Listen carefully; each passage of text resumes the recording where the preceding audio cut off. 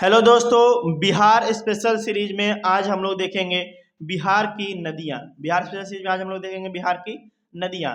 तो बिहार में सबसे पहले हम देखेंगे उत्तर की नदियाँ, फिर उसके बाद दक्षिण की नदियाँ। तो उत्तर में हम देखेंगे पश्चिम से पूरब के साइड में, पश्चिम से पूरब की तरफ बहने वाली नदियाँ और गंगा में मिलने वाली नदियाँ। तो पश्चिम से सबसे पहली नदी है घग्गर, फिर है गंडक, बूढ़ी गंडक, बागमती, कमला, कोसी और महानदी। फिर से देखिए, घग्गर, गंडक, बागमती, कमला, कोसी, महानदी। घग्गर, गंडक, बूढ़ी गंडक, बागमती, कमला, कोसी, महानदी। घग्गर, गंडक, बूढ़ी गंडक, बागमती, कमला, कोसी और महानदी। तो सबसे पहला नदी है घग्गर, जिसे सरयू भी कहा जाता है। इसका उद्गम तिब्बत के पठार से होता है। घग्गर नदी का उद्गम तिब्बत के पठार से होता है, जिसमें ग्लेशियर का नाम है चाम चुंगो। चाम माप चुंगो सॉरी माप मापचा चुंगो। मापचा चुंगो तिब्बत के ग्लेशियर से होता है। मापचा चुंगो तिब्बत के पठार से होता है और इसका संगम गंगा नदी के सारण जिले में होता है। गंगा नदी में सारण जिले में आकर के इसका संगम हो जाता है और इसकी टोटल लंबाई 917 किलोमीटर है। इसकी टोटल लंबाई 917 किलोमीटर है। बिहार में ये सिवान जिले में प्रवेश कर जाता है। यहाँ पे आप जिला देख सकते हैं कि ये घग्गर नदी जो है बिहार के सिवान जिले में ही प्रवेश कर जा रहा है और इसका संगम सारण जिले में होता है। गंगा के साथ इसका संगम सारण जिले में होता है। अगला नदी है गंडक। गंडक नदी का उद्गम नेपाल हिमालय से होता है। गंडक नदी का उद्गम नेपाल हिमालय से होता है और इसका संगम गंगा नदी में पहलेजा घाट पर होता है। वैशाली के पहलेजा घाट पर इसका संगम होता है और इसका लंबाई 640 किलोमीटर है। गंडक नदी की लंबाई 640 किलोमीटर है। गंगा नदी की लंबाई, गंडक नदी की लंबाई 640 किलोमीटर है, जो कि गंगा नदी में आकर के पहलेजा घाट पर मिल जाती है। अगला नदी है बूढ़ी गंडक। अगला नदी है बूढ़ी गंडक। बूढ़ी गंडक जो कि सोमेश्वर की पहाड़ी से निकलती है। बूढ़ी गंडक जो कि सोमेश्वर की पहाड़ी से निकलती है और इसका संगम गंगा नदी में खगड़िया के पास होता है। इसका संगम गंगा नदी में, ये देखिए, खगड़िया के पास होता है। बूढ़ी गंडक का संगम गंगा नदी में खगड़िया के पास होता है और इसकी कुल लंबाई, टोटल लंबाई 320 किलोमीटर है। इसकी टोटल लंबाई 320 किलोमीटर है। सोमेश्वर पहाड़ी से इसका उद्गम होता है। अगला नदी है बागमती। अगला नदी है बागमती। इसका उद्गम शिवपुरी श्रेणी से होता है। बाग नदी का उद्गम शिवपुरी श्रेणी से होता है।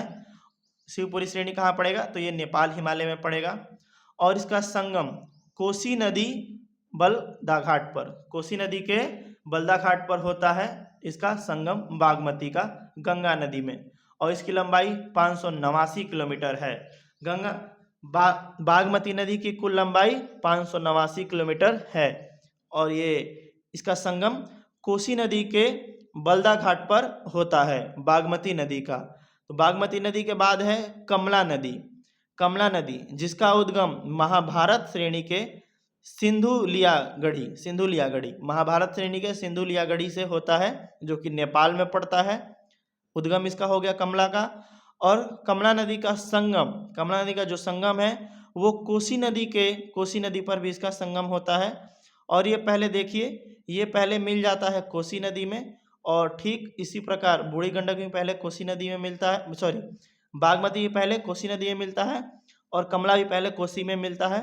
तो दोनों के दोनों कोसी नदी में, कोसी के बलदा घाट के पास मिल जाते हैं और कोसी नदी जाकर के बाद में मिलेगी गंगा नदी में।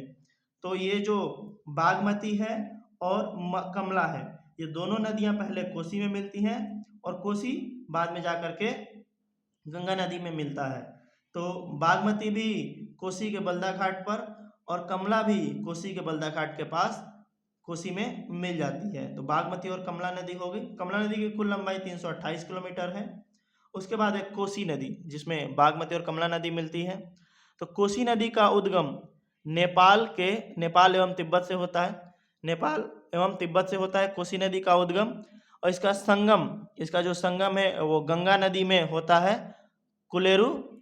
कुर्ला कटिहार, गंगा नदी में कुर्ला कटिहार के पास इसका संगम होता है, दो नदियों के मिलने के बाद कोसी नदी का बिहार, और बिहार में ये प्रवेश सुपौल जिले में करता है। तो ये सुपौल है, सुपौल के बाद ये सहरसा में, और फिर उसके बाद खगड़िया में आता है, और फिर उसके बाद ये कटिहार के कुशेला में जाकर के गंगा नदी में मिल जाता है।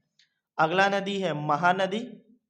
महानदी जिसका उद्गम दार्जिलिंग से होता है। महानदी का उद्गम पश्चिम बंगाल के, वेस्ट बंगाल के दार्जिलिंग से होता है, और इसका संगम गंगा नदी में होता है गोडवागिरी घाट पर। गोडवागिरी घाट पर इसका गंगा नदी में संगम हो जाता है, और जो कि बांग्लादेश में पड़ता है, जो कि बिहार में नहीं पड़ता है, ये बांग्लादेश में पड़ता है, पश्चिम बंगाल में, बांग्लादेश के पश्चिम बंगाल में पड़ता है, और इसकी टोटल लंबाई 620 किलोमीटर है।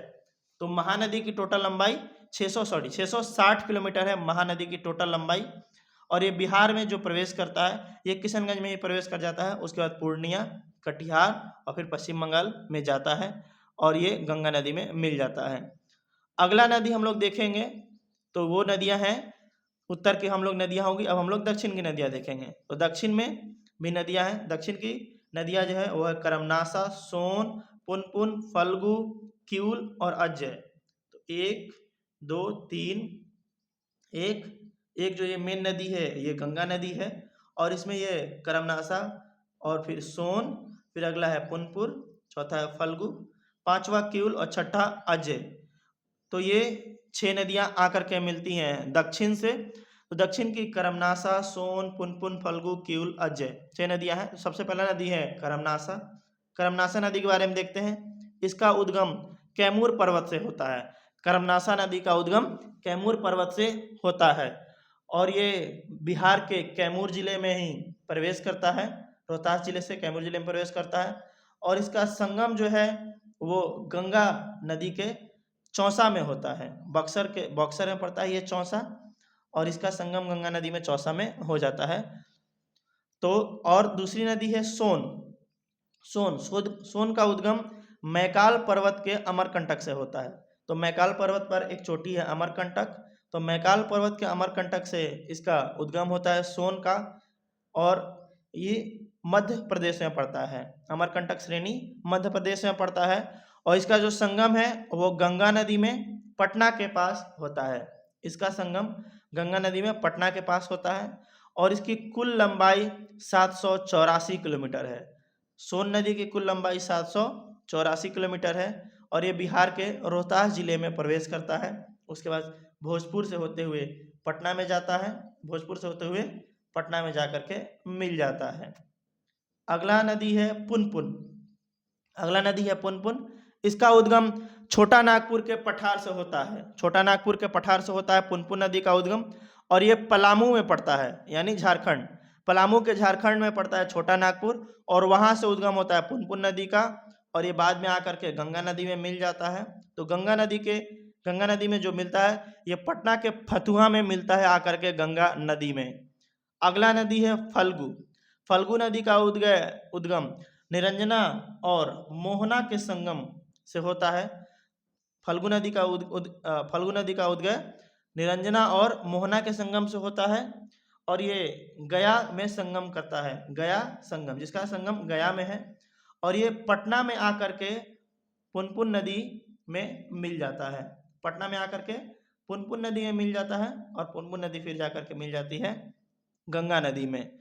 तो फल्गु नदी पहले मिलती है पुनपुन में, और पुनपुन बाद में मिल जाती है गंगा नदी में। अगला नदी है हमारा किऊल, जिसका उद्गम 30 हजारी की पहाड़ी के श्रेणी से होता है। गिरिडीह झारखंड, जो कि गिरिडीह के झारखंड में है। झारखंड के गिरिडीह में 30 हजारी पहाड़ी श्रेणी है, जिससे किऊल नदी का उद्गम होता है, और ये भी आके गंगा नदी में मिल जाती है। ये भी गंगा की सहायक नदी है। इसका गंगा में जो संगम है वो कहाँ पर होता है, देखिए लखीसराय के सूरजगढ़ में। तो किऊल नदी का गंगा से मिलन लखीसराय के सूरजगढ़ में होता है संगम। अगला नदी है अजय नदी का जो उद्गम है वो देवघर में होता है, जो कि झारखंड में पड़ता है। तो झारखंड के देवघर में अजय नदी का उद्गम है, और ये संगम करता है पश्चिम बंगाल में जा कर के भागीरथी नदी में। भागीरथी नदी में संगम इसका होता है और ये बाद में गंगा नदी में मिल जाती है। तो ये थी बिहार की नदियाँ जो कि गंगा नदी की सहायक नदियाँ हैं। आपको ये वीडियो कैसा लगा प्लीज़ कमेंट करके बताइएगा। अगले टॉपिक को हम अगले वीडियो में कवर करेंगे। धन्यवाद।